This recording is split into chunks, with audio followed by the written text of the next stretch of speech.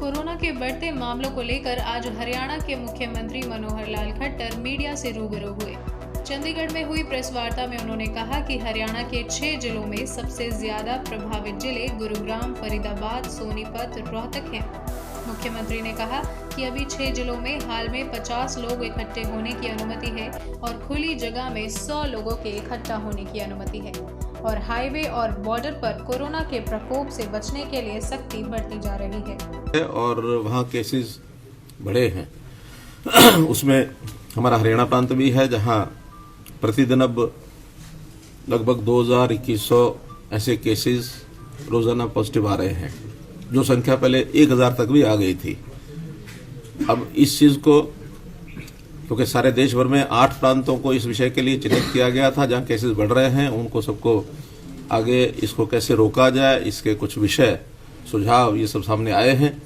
हमने आश्वासन दिया है कि हम कोविड को और फैलने से रोकने के लिए जितने पर्याप्त प्रबंध हैं वो सब करेंगे, जिसके अंदर सोशल डिस्टेंसिंग है, जिसके अंदर मास्क का प्रयोग करने की बात है। 1 करोड़ मास्क हम जल्दी इसी सप्ताह के अंदर हम बंटवाएंगे और इसी में एक विषय सोशल डिस्टेंसिंग का जो है उसका भी एक निर्णय हमने लिया है कि अभी 26 तारीख से जितने भी एनसीआर के बड़े शहर हैं, 6 जिले खास करके, उसमें गुरुग्राम, फरीदाबाद, रेवाड़ी, रोहतक, पानीपत और हिसार, सोनीपत आ गया। तो इन 6 जिलों में सोशल गैदरिंग के नाते, चाहे वो पारिवारिक है, विवाह शादी है या कोई सामाजिक, धार्मिक, राजनीतिक है, किसी प्रकार की गैदरिंग में कोई भी जो हॉल कम से कम जहां 100 की संख्या का स्पेस है तो वहां 50 लोग ही एकत्र होंगे, इससे ज्यादा नहीं। और ओपन में अगर करना होगा तो 100 लोग कर सकते हैं, इससे ज्यादा नहीं। बाकी जिलों में किसी इंडोर में करना होगा तो 100 की संख्या तय की है, ओपन में करना होगा तो 200 की संख्या तय की है।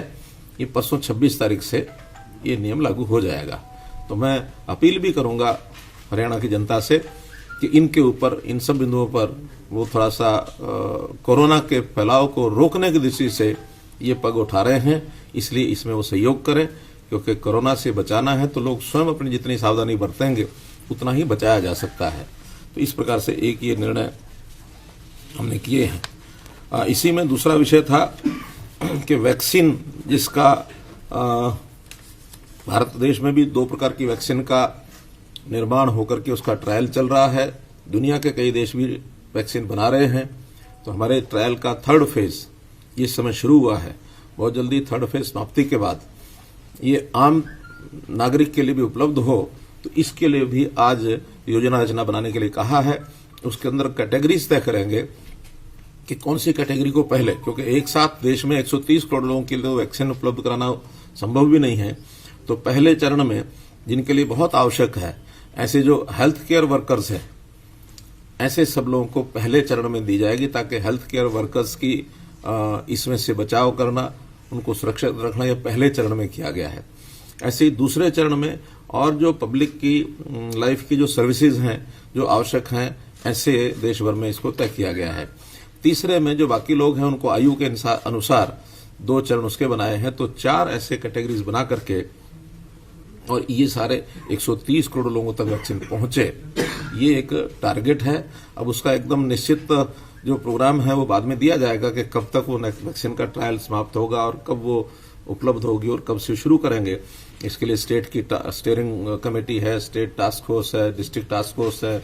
सुझाव तो है कि ब्लॉक तक की टास्क फोर्स बनाई जाए, ताकि हर एक व्यक्ति तक उस वैक्सीन का जो इंजेक्शन है वो पहुंच सके। ये सारी फॉर्मेलिटीज पूरी करने के लिए कहा गया है। तीसरा विषय है कि जो मैं जनता से अपील करना चाहूंगा, किसानों से भी अपील करना चाहूंगा कि अभी जो किसान संगठनों ने दिल्ली कूच का जो एक आह्वान किया हुआ है, हम उसको उचित नहीं मानते हैं।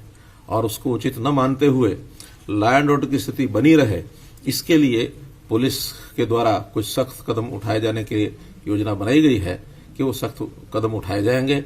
और इसमें जनता से अपील ये है कि 25 और 26 तारीख कम से कम पंजाब जाने वाले जो बॉर्डर्स हैं, हरियाणा पंजाब के जो बॉर्डर्स हैं, वहां जाने की तरफ थोड़ा अवॉइड करें।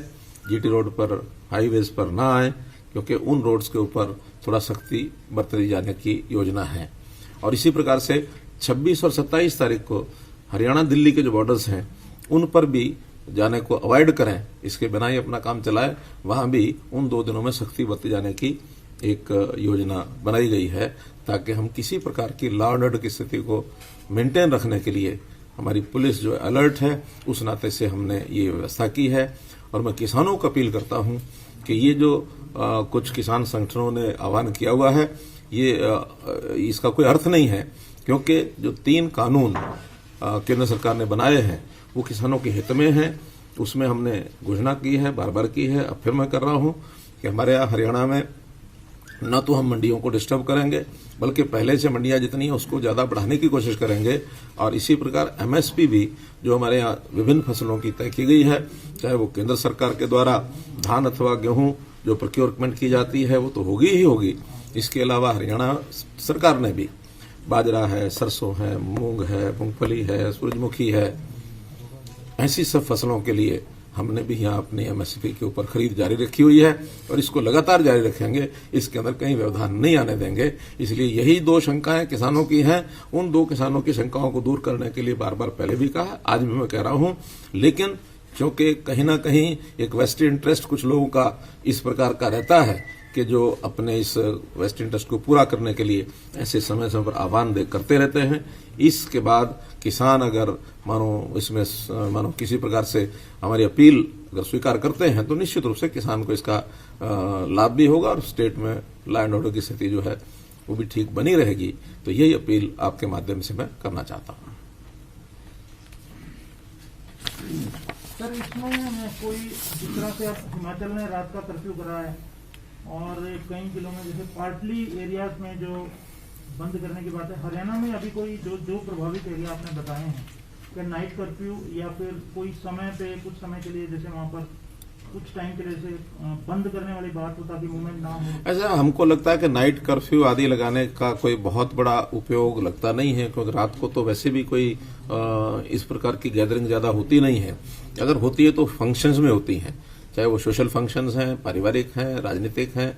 इन फंक्शंस के ऊपर हमने जो थोड़ा सा किया सकती, तो उससे ही काम नहीं चल सकता है।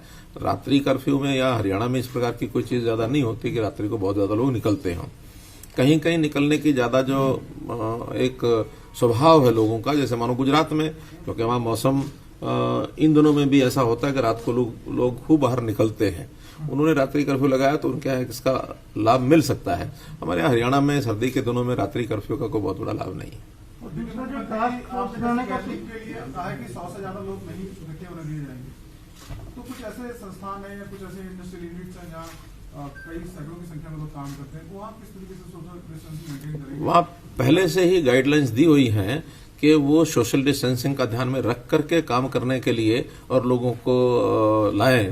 और वहां पर जो भी काम करने वाले लोग हैं वो सोशल डिस्टेंसिंग का पालन करते हैं, फिर भी उसका आग्रह करेंगे कि काम करने वाले जितने संस्थान हैं वो नियमित कार्यक्रम उनका प्रतिदिन का है, इसलिए बहुत आसान है, वो कर भी सकते हैं।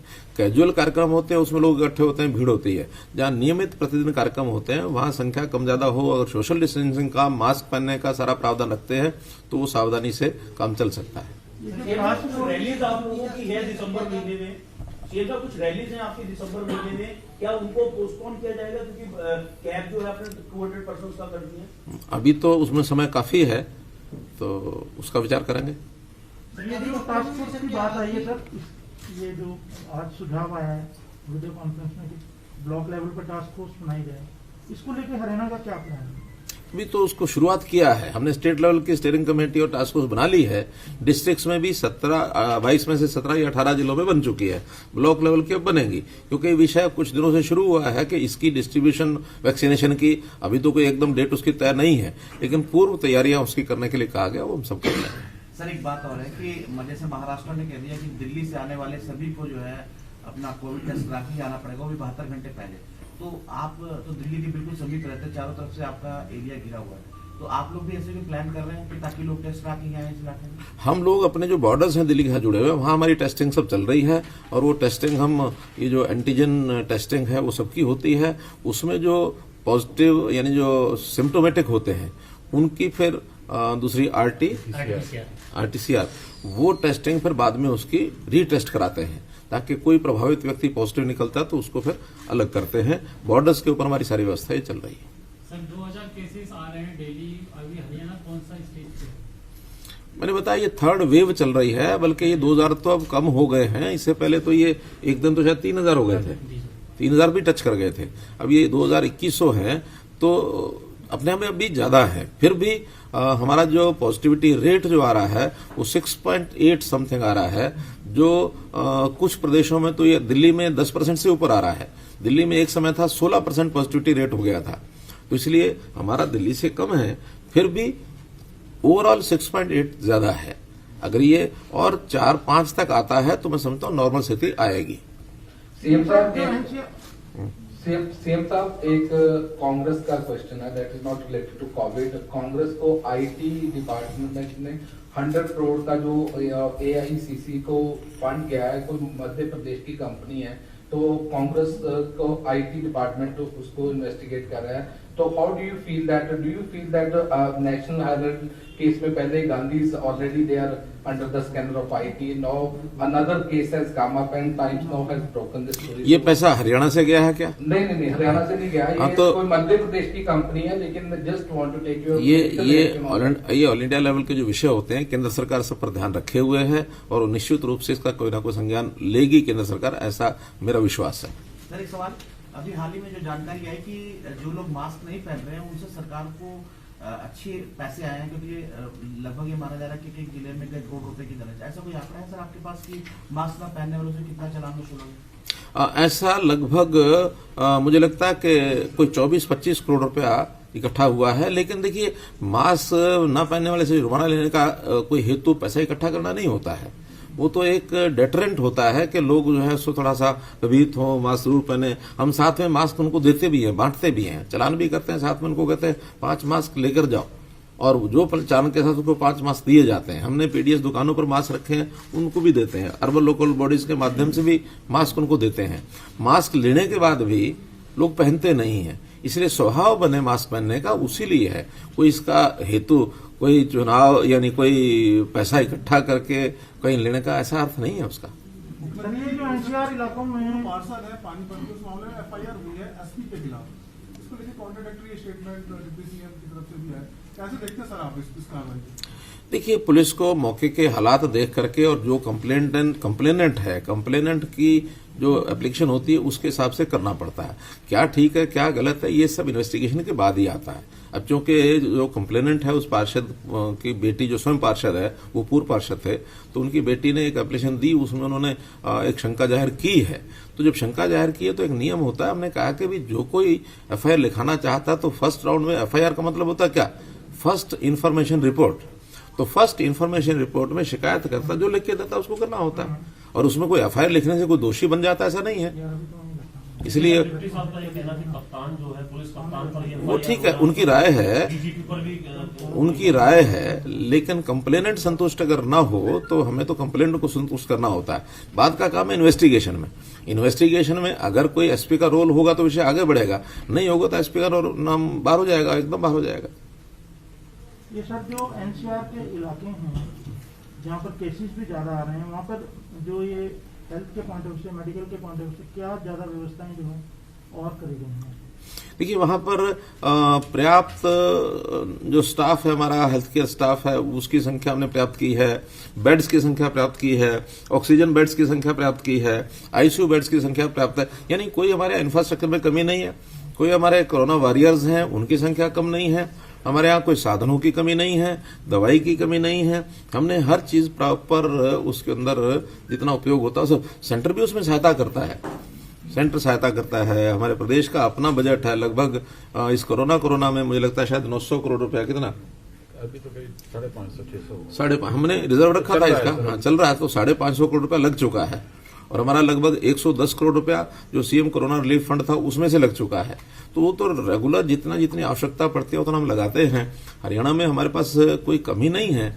वहाँ जो पॉजिटिव हो रहे हैं उसकी संख्या कैसे घटे, इसके लिए हम प्रयत्न कर रहे हैं। सर, कोविड पर भी पॉलिटिक्स जो है वो लगातार हो रही है। दिल्ली का ये कहना कि NCR रीजन से जितना प्रमोशन गया पराली जलाने के बाद, उसके कारण जो है नंबर ऑफ केसेस इंक्रीज। इस पॉलिटिक्स का किसी को लाभ होने वाला नहीं है। सर शैलजा ने भी कहा है कि सरकार आंकड़े छुपा रही है, कोरोना को लेकर जो मृतकों की संख्या है उसको भी छुपा रही है, उसको भी कम बता रही है, और जो संक्रमित हैं उनकी भी संख्या कम बताई जा रही है। कुछ आंकड़े वो बता दे तो हम विचार कर लेंगे। फार्मर्स जो पंजाब से आ रहे हैं उसके लिए what arrangement we have made? मैंने पहले बता दिया, तो बॉर्डर्स को रोक दिया गया। कुछ अरेस्टिंग भी हुई है फार्मर्स की। कुछ प्रिकॉशनरी जैसा होता है वैसा हमारे पुलिस डिपार्टमेंट ने आज सुबह कुछ अरेस्टिंग की है। कोई आंकड़ा बताया था कितने किसानों या किसान नेताओं को किस तरीके से गिरफ्तार किया? पंजाब से जो लोग आएंगे 26-27 को, तो जांच की जाएगी और पूरा बॉर्डर सील कर दी जाएगी। अभी 2 दिनों के लिए तो बॉर्डर सील करेंगे, 2 दिन को। इसीलिए मैंने अपील की है जनता से कि वो 2 दिन के लिए अवॉइड करें आना जाना।